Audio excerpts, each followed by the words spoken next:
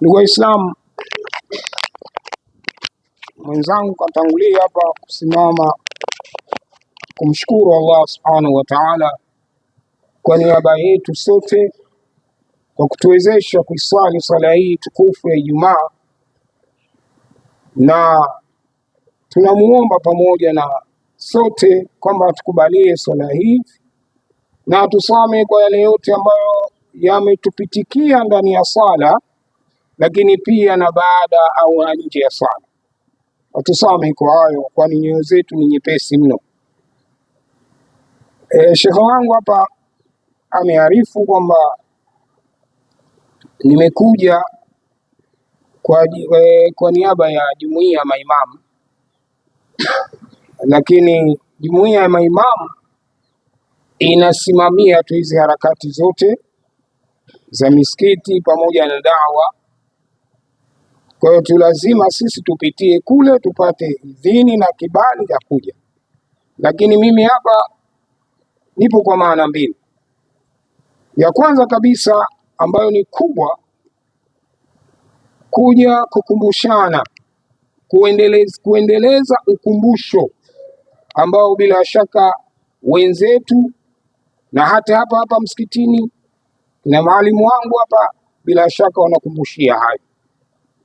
Nilichojia mimi kwa ufupi kabisa, sikuchukua muda mrefu, kauli yake Allah subhanahu wa ta'ala katika sura Al-Imran aliyosema, a'udhu billahi minash shaitani rajim, walillahi ala nnasi hijjul baiti man istata'a ilayhi sabila waman kafar fa inna Allah ghaniyyun 'anil 'alamin. Walillahi ala nnas, na kwa Allah, yani Allah mwenyewe juu ya watu, na ametumia neno ala nnas, juu ya watu, sio juu ya Waislamu tu, bali juu ya watu wote duniani. Kwake yeye Allah basi waizuru nyumba tukufu ya Makka.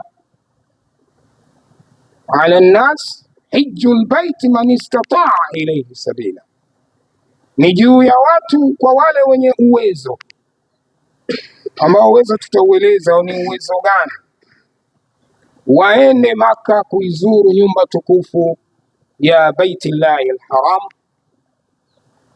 Anasema waman kafar, kwa yule mwenye uwezo wa kuweza kutoka alipo kufika kule Maka na akaweza kujigharamia na akaweza kuwaachia watu wake mahitajio yao mpaka pale atakaporudi, lakini tu akafanya uvivu, akafuata utashi wa nafsi yake mpaka akafikia kufa, akashindwa kwenda kufanya ibada hii ya hija, basi anasema Allah, fa inna man kafara fa inna Allah ghaniyun 'anil 'alamin. Kufru ya hapa si ya kukanusha Mungu, kufru ya hapa ni ya kuto kwenda kufanya ibada ya hija.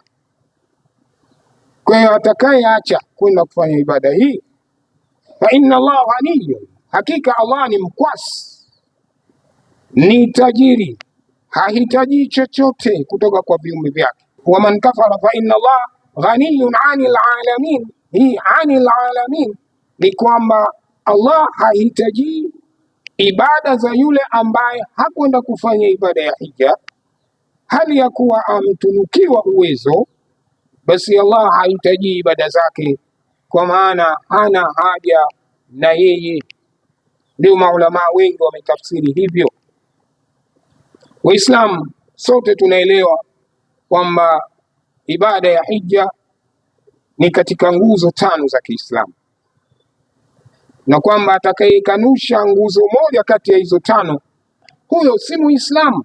Na ile aya iliyotutangulia imesema waman kafar, atakayekanusha asiende kufanya ibada hii ya hija kule Makkatul Mukarrama, basi huyo Allah hana haja naye.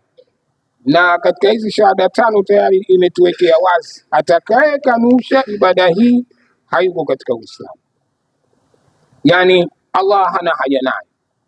Lakini kama hilo limetangulia, jengine anasema Mtume sallallahu alaihi wasallam, yeyote atakaye kuwa na uwezo wa kwenda kufanya ibada ya hija, kwenda na kurudi na kuacha mahitajio ya familia yake,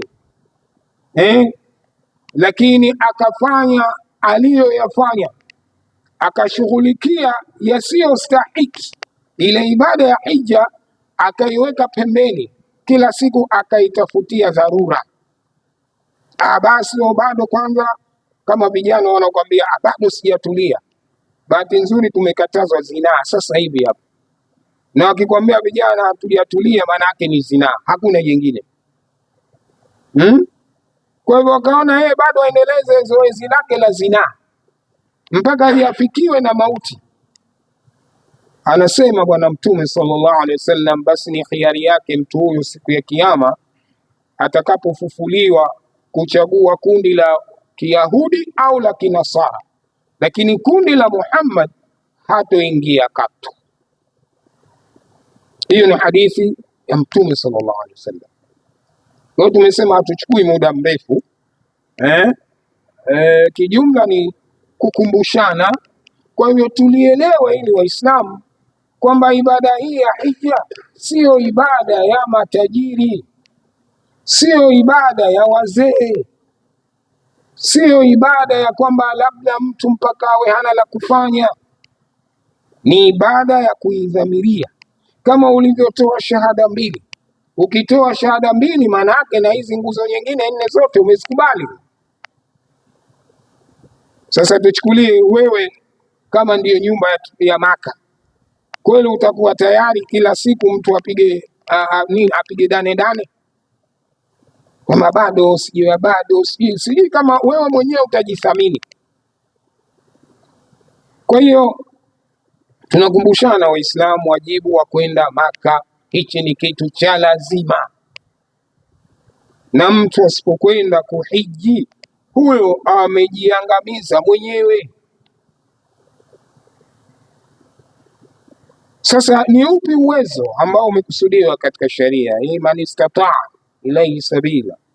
Uwezo hapa kama huu tumesema mwanzo ni kumiliki gharama za safari, basi kumiliki gharama za safari na mahitajio mengine. Ukiwa kule uweze kwenda na kurudi, hali ya kuwa watu wako wanaendelea kuishi, kwa kutokuwepo kwako isiwe sababu ya wao kuteseka.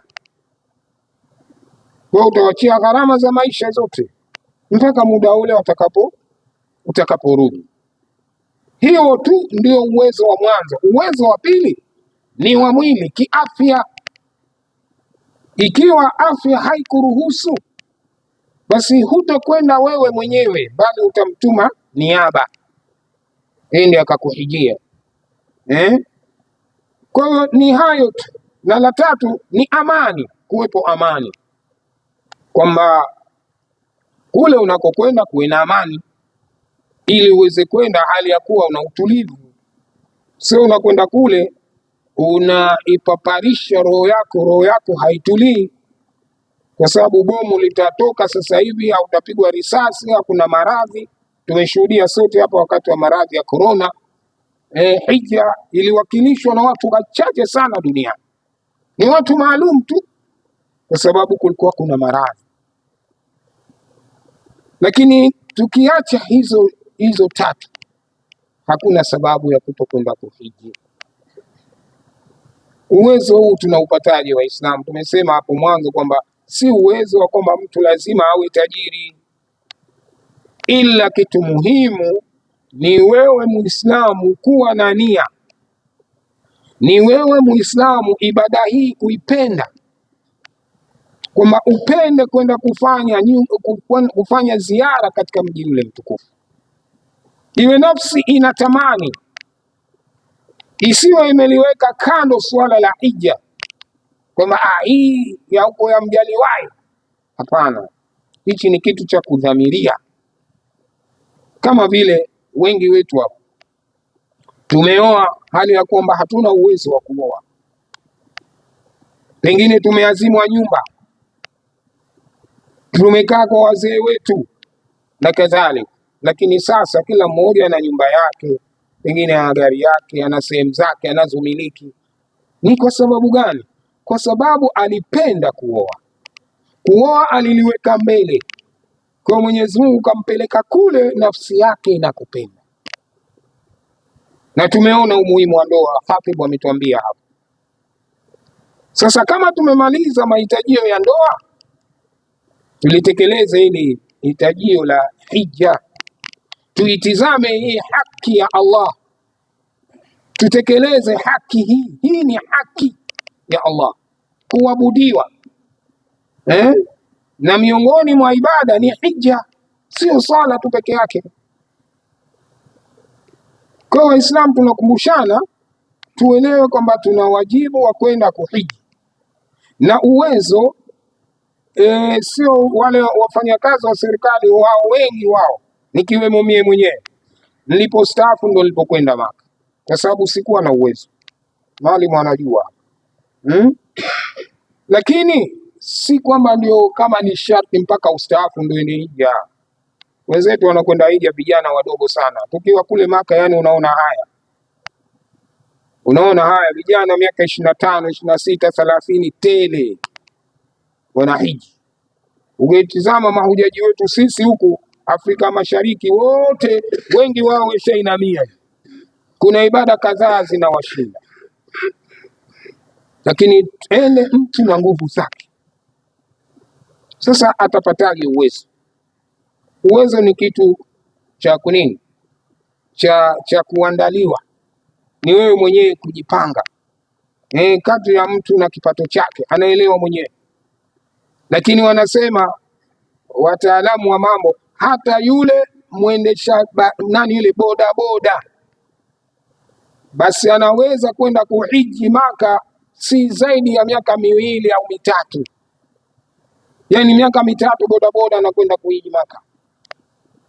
Tutizame kipato cha boda boda ni kidogo sana, lakini kama anajipanga, kula atakula, kuvaa atavaa, kuishi ataishi na familia yake, na Maka atakwenda, hali ya kuwa ni kijana mdogo, hali ya kuwa kwamba amefanya kazi ile kwa muda mfupi sana. Kwa hiyo ni kujipanga tu. Umeuza kikataa chako,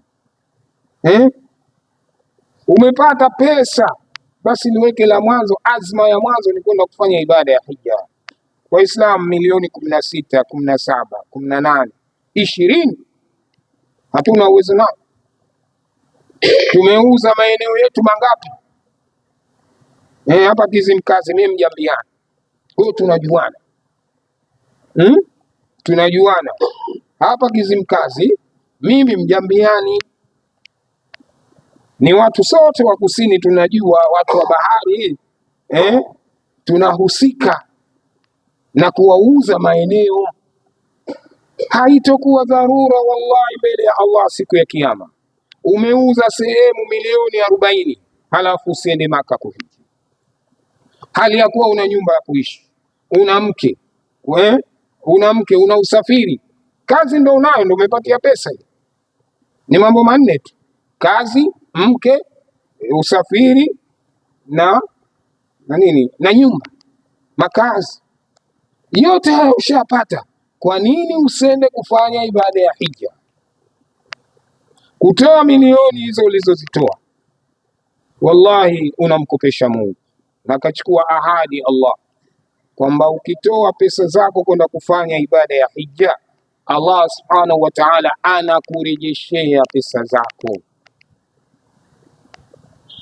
anakurejeshea. Na hili watu wote waliokwenda Maka weshali practice, weshaliona ni kweli. Ingawaje kurejeshewa kwenyewe si kwamba unapewa vocha ukachange kule benki napewa nini ile cheki. Haina maana hiyo. Allah anampa uwezo, anamlipa mja wake kadri anavyotaka yeye. Wapo waliokwenda kuhiji kwa shida, miaka 40 nyuma anasota, anaitafuta hija haipati, lakini baada ya kwenda kuhiji mara ya mwanzo, basi hivi sasa anakwenda kila mwaka. Ni malipo yale.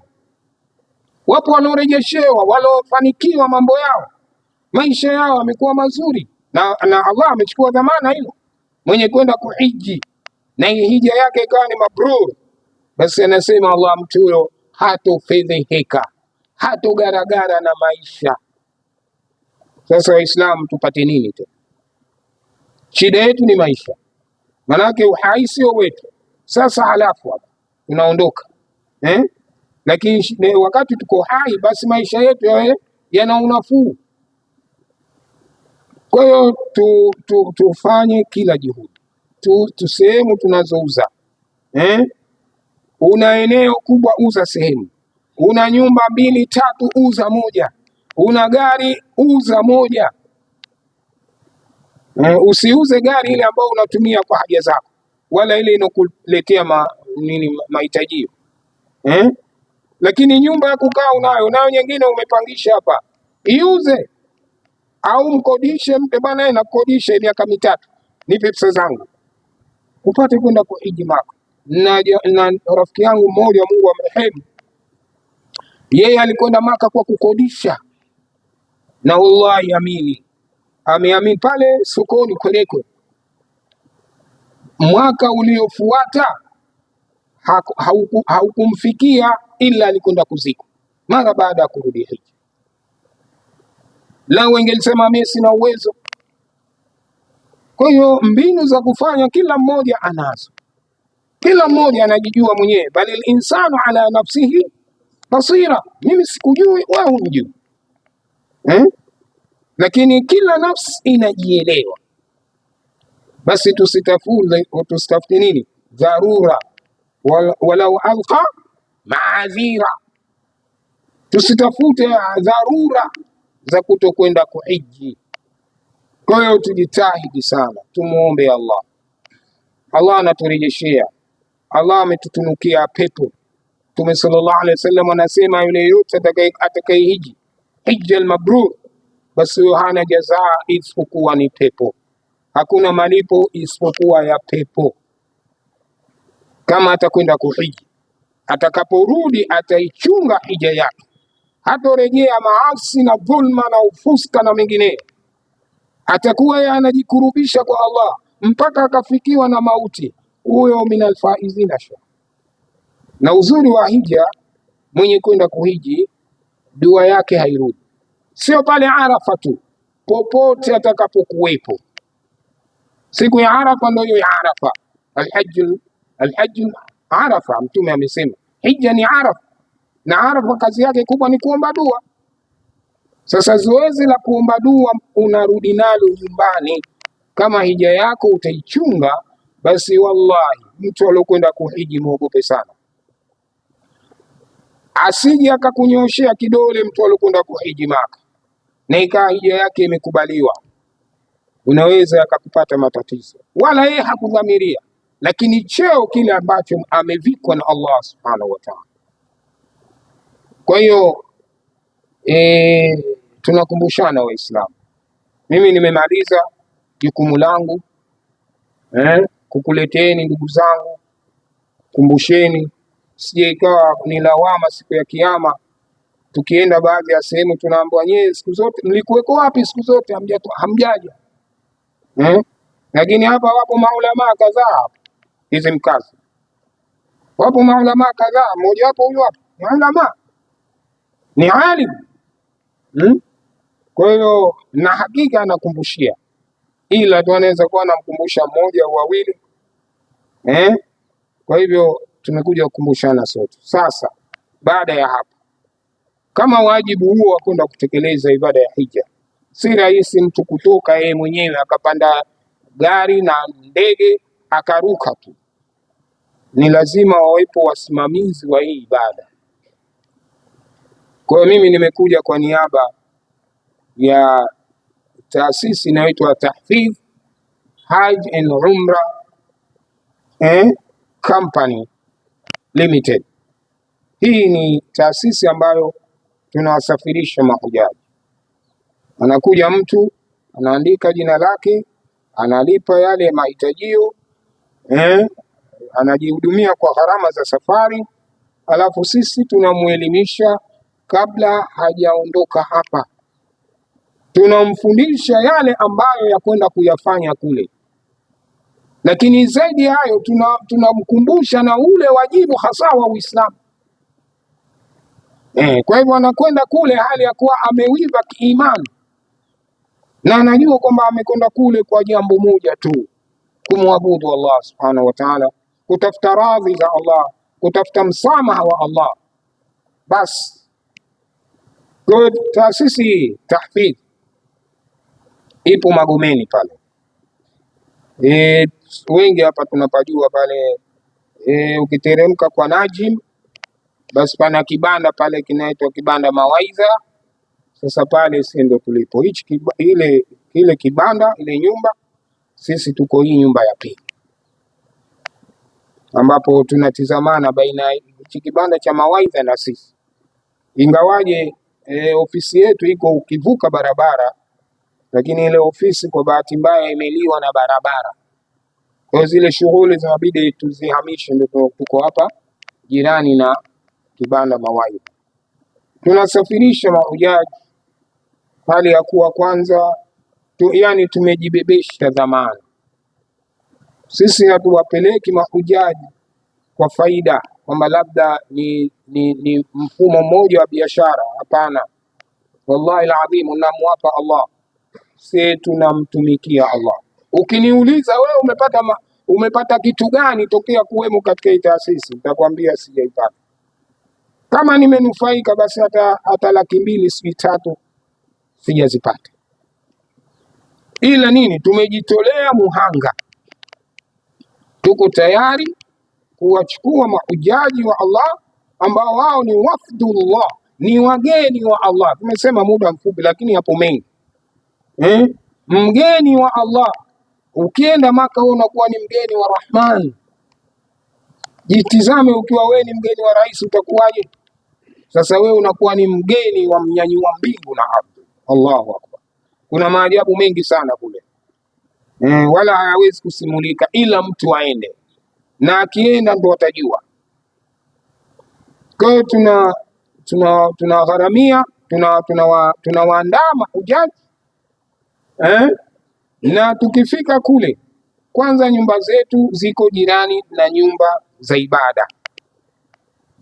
Madina, tunatoka pale kwenye nyumba mpaka msikiti wa Madina ni dakika 7, na hii dakika 7 kwa sababu ya ule wingi wa watu, lakini kama anatoka mwenyewe hata dakika 7 zitimii, ni kama dakika 5 nafika msikitini. Maka ni vile vile, Maka ndo tuko karibu zaidi, lakini Maka ndo ule msokotano wa watu ule tena ndo hausemeki, naye unachukua dakika 7 kufika msikitini. Lakini unaweza ukateremka ngazi kwenye hoteli ukatandika pale chini ukaswali swala ya jamaa ya Baitullah Haram. Kwa hiyo tuko karibu na tunamuengaenga hujaji, tunamuengaenga, yani sisi tunajidhalilisha kwa mahujaji ili wapate wanachokitarajia, na wakipata wao bila shaka na sisi tunapata. Hicho ndicho tunachopatia sisi, hicho ndicho tunachokipatia. Akihiji huyu, ukimuongoza, ukimkuelekeza, ukimuondoshea matatizo, mfano wa matatizo chakula. Sisi tunakula vyakula vyetu vya Kizanzibari tukiwa kule, labda zile siku tukiwa Mina pale inakuwa haiwezekani, sote dunia nzima tunakula vyakula aina moja, lakini nje ya Madina, nje ya Mina, ikiwa Maka au Madina, tunakula vyakula vyetu ulivyovizoea. Ila siku za dharura tena ndio inakuwa dharura. Kwa hiyo tunaomba mjiunge pamoja nasi. Sisi tumekuja kwa ajili ya Allah, si kwa ajili yoyote. Kwa na sisi na nyinyi jitokezeni kwa ajili ya Allah, tuwe pamoja, tuifanye ibada hii tukufu. Na wallahi ukienda Maka siku moja, mara moja, ukifika pale Karume International Airport, ukishuka tu basi utatamani kwamba ile ndege uliojia urudie tena siku ile uende zako tena Maka. Siri moja ya Maka. Na safari yetu hivi sasa ni Zanzibar kwetu maarufu. Tunaondoka Zanzibar mpaka Madina au tunaondoka Zanzibar mpaka Jeddah. Hatuna transit. Sisi tupitie Dubai, tupitie wapi kule Kuwait, sio, hapana. Ni direct, ni muda wa masaa 4.5 tu. Tunafika Maka. Kwa hiyo